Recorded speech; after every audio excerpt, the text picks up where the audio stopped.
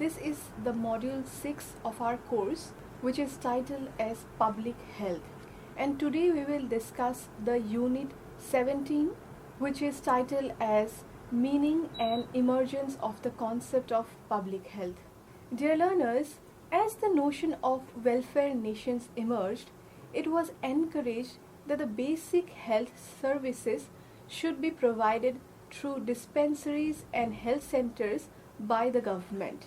Public health services represent the minimum level of health services that should be available to a majority of the population. They have also been called essential health services and are incorporated in most popular current term as primary health care. And today we will discuss the meaning and how this concept of public health emerged in detail. The health-related concerns vary from country to country due to various factors related to it. India was one of the pioneers in health service planning with a focus on primary health care. In 1946, the Health Survey and Development Committee headed by Sir Joseph Bose recommended the establishment of a well-structured and comprehensive health service with a sound primary health care infrastructure. Social development through improvement in health status can be achieved through improving the access to and utilization of health, family welfare, and nutrition services with a special focus on the underprivileged section of the population. In other words, public health is an important discourse in the contemporary times. Now let us discuss about the meaning of the term public health.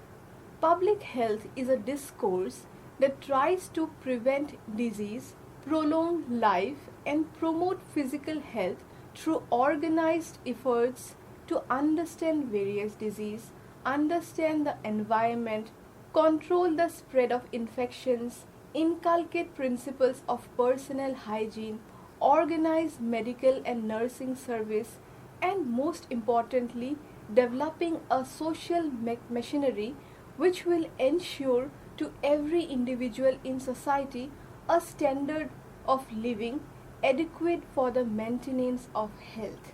Therefore, public health involves the application of the knowledge base of many disciplines such as biology, anthropology, public policy, mathematics, engineering, education, psychology, computer science, sociology, medicine, business, and others to ensure a healthy society. Sir Donald Aitken in 1988 defined public health as the science and the art of preventing disease, prolonging life, and promoting, protecting, and improving health through the organized efforts of a society. Public health can also be defined as a science of protecting the safety and improving the health of communities through education, policy making, and research about diseases. The importance of this field is that it pays attention to the social context of health and disease and focuses on improvement of health through social measures such as vaccination, good drinking water, and sound policy. Public health is related to health of all the people in society and not about an individual's health. The concept of public health is unique in nature and is changing over time with years because of the health status of the population and the determining situations of health are changing. The definition of health is widely linked with public health as found in the preamble of the Constitution of the World Health Organization, where health is referred to as a state of complete physical, mental, and social well-being and not merely the absence of disease. The meaning of public health is to create a right condition to provide better health condition. Now let us discuss about the emergence of the notion of public health. The history of public health is related to various ideas, trial and error, the development of basic sciences, technology, and the concept of epidemiology. In this regard, James Linn's clinical trial of various dietary treatments of British sailors with scurvy in 1756 and Edward Jenner's discovery that cowpox vaccination can prevent smallpox have major contribution. Since the practice of nutrition and immunization are crucial influences on health among the population of both developing and developed countries. The discourse of public health tries to understand the existing health related problems by trying to historically trace the health problems of the communities and thereby cope with them. Two factors have shaped the modern public health system. First is the growth of scientific enquiry and research on source and means of controlling disease. Secondly, the growth of public acceptance of disease as both possibility and a public responsibility. Throughout the recorded history, epidemics such as plague, cholera, and smallpox evoked sporadic public efforts to protect citizens in the face of the dreaded diseases. By the 18th century, isolation of the ill and quarantine of the exposed became common measures of containing specified contagious diseases. During 18th century, cities began to establish voluntary general hospitals for the physically ill and public institutions for care of the mentally ill. Even the physically and the mentally ill dependents were cared by the neighbors in the local communities. The 19th century is the beginning of a new era in public health. The Great Sanitary Awakening became popular and the identification of filth as both a cause of disease and a vehicle of transmission was identified. Along with this, embracing cleanliness was a key idea in this century. Awakening about sanitation paved a new way to see health. Illness came to be seen as an indicator of poor social and environmental conditions, as well as poor moral and spiritual conditions. Protecting health became a social responsibility by this age. Disease control continued to focus on epidemics, but the manner of controlling turned from quarantine and isolation of the individual to cleaning up and improving the common environment. And disease control shifted from reacting to intermittent outbreaks to continuing measures for prevention. With sanitation, public health became a societal goal and protecting health became a public activity. Another major development in public health took place at the close of 19th century. Rapid advances in scientific knowledge about causes and prevention of numerous diseases brought about tremendous change in public health. Many major contagious diseases were brought under control through science applied to public health. Louis Pasteur, a French chemist, proved in 1877 that anthrax is caused by bacteria. By 1884, he had developed artificial immunization against the disease. During the following few years, discoveries of bacteriologic agents of disease were made in European and American laboratories for such contagious diseases as tuberculosis, diphtheria, typhoid, and yellow fever. During that time, public health became an important issue that needed important attention. The state and local health departments were started during 1890s and began to establish laboratories. These laboratories concentrated on improving sanitation through detection and control of bacteria in water systems. Some of the changes that are seen with the enthusiasm about public health is that people started embracing the new scientific foundation for public health. Scientific measures such as replacing earlier social, sanitary, moral, and religious reform measures to combat diseases were also taken into account. Science was seen as more effective means of achieving desirable social goals regarding public health services. Diseases were taken seriously, and it was thought that proper public health service only can achieve good health condition. Use of scientific measures for infectious disease control were taken seriously. The health officers were asked to concentrate on controlling specific routes of disease transmission. The new methods of disease control were found remarkably effective. The public health became a scientific enterprise. It also became the province of experts. Prevention and control of disease were no longer tasks of common sense and social compassion, but of knowledge and expertise. Health reforms were guided by engineers, chemists, biologists, and physicists, and the health department gained stature as a source of scientific knowledge in health. It became clear that not only public and individual restraint were needed to control infectious diseases, but also state agency, epidemiologists, and their laboratories were needed to direct the way. During 20th century, new changes started to take over. It was seen that the role of the state and the local public health departments expanded greatly. It was understood that individual persons are also a kind of source of disease transmission. Identification and treatment of individual cases of diseases were taken seriously, and it was believed that treating an individual will be a contribution towards treating the whole community. It is also seen from various data that providing immunizations and treating infectious diseases did not solve all the health problems. Despite remarkable success in lowering death rate from typhoid, diphtheria, and other contagious diseases, considerable disability continued to exist in the population. There were still numerous diseases such as tuberculosis for which infectious agents were not clearly identified.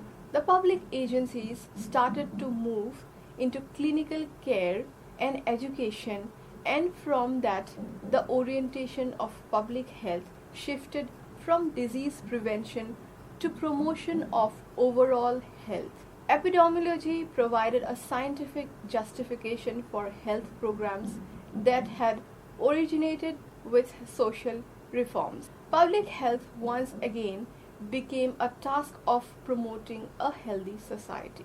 In the 20th century, this goal was to be achieved through scientific analysis of disease, medical treatment of individuals, and education on healthy habits. From the 1930s through the 1970s, it is seen that the local and the state responsibilities towards disease and health had increased. The role of state towards health also increased prominently.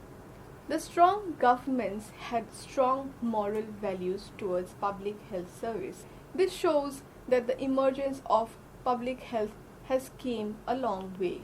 The government took interest in both state and local health agencies for providing and planning health services, in the health promotion and health education, and in financing health services. The agencies also continued and increased activities in environmental sanitation, epidemiology, and health statistics. Expansion of state activities in health sectors is also seen. The state started expanding their activities in health to accommodate medical care, health promotion, education, and health planning. The state started expanding their activities in health to accommodate medical care, health promotion, education, and health planning. Maternal and child health, family planning, immunization, venereal diseases control, and tuberculosis control are some of the key issues that were taken into account, and the local health departments were to provide these services.